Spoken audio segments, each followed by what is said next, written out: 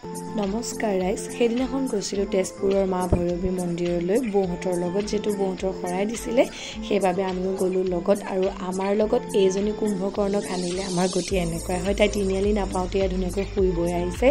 তাৰপিছত আমি গৈ পেলাই পালোগৈ মা ভৈৰৱী মন্দিৰৰ চাৰিওকাষ মই আপোনালোকক এবাৰ দেখাই দিছোঁ। যোনসকল আহিছে যাৰ ঘৰ তেজপুৰত তেওঁলোকেতো গম পায়, বাকী মানে নহাসকলক আকৌ এবাৰ দেখাই দিছোঁ মই এয়া। তাৰপিছত চাকি বন্তি জ্বলাই লৈ আমি ওচৰতে থকা হনুমান মন্দিৰলৈ গ'লোঁ। তাতে সেইদিনাখন মঙলবাৰ আছিলেতো অকণমান ভিৰটো আছিলে, এনেই তাতে একেবাৰেই ভিৰ নাথাকে আৰু ভিৰ নথকাৰ বাবেই দৰ্শন কৰি বহুত বেছি ভাল লাগে।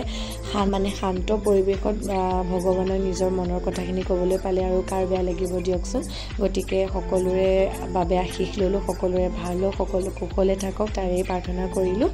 আৰু মই হনুমান চালিচাখন পঢ়ি শেষ কৰাৰ পিছতে বায়ে ক'লে যে মূৰ্তিজনৰ চাৰিওফালে 3 পাক ঘূৰিব লাগে, সেইবাবে বাহঁতৰ লগত ধুনীয়াকৈ 3 পাক ঘূৰিলোঁ।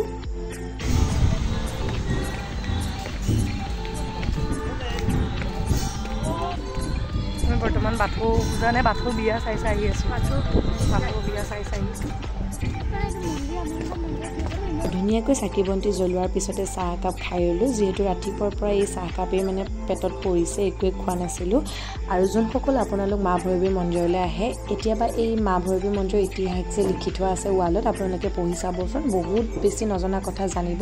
ময়ো মানে জনা নাছিলোঁ মা ভৈৰৱী মন্দিৰৰ উৎপত্তিৰ কাহিনী, ময়ো গম পালোঁ এয়া পঢ়িয়েই।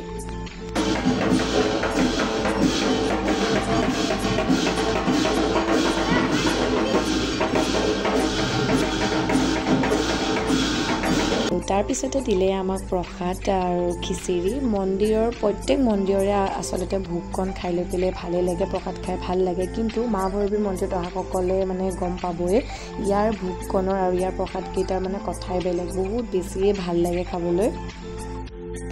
হাই বৌ ক'লৈ গ'ল চাওঁ, হাই পুতলা ক'লৈ গ'লি, হাই নিহাবা। বৰ্তমান আমি বিদায় লৈছোঁ মন্দিৰৰ পৰা, আকৌ আহিম এবছৰ সময় দি আহিব পাৰোঁ নহয় বা সেই দূৰ। মন্দিৰত প্ৰসাদ খিচিৰি খায়ো আমাৰ খকুৱা সন্থাটোৱে আমি আকৌ গ'লোঁ ফুচকা খাবলৈ। তাৰপিছতে আমি ঘৰমুৱা হ'লোঁ। গতিকে আজিলৈ আহিছোঁ, আশা কৰোঁ আপোনালোকে ভিডিঅ'টো চাই ভাল পালে। বাই।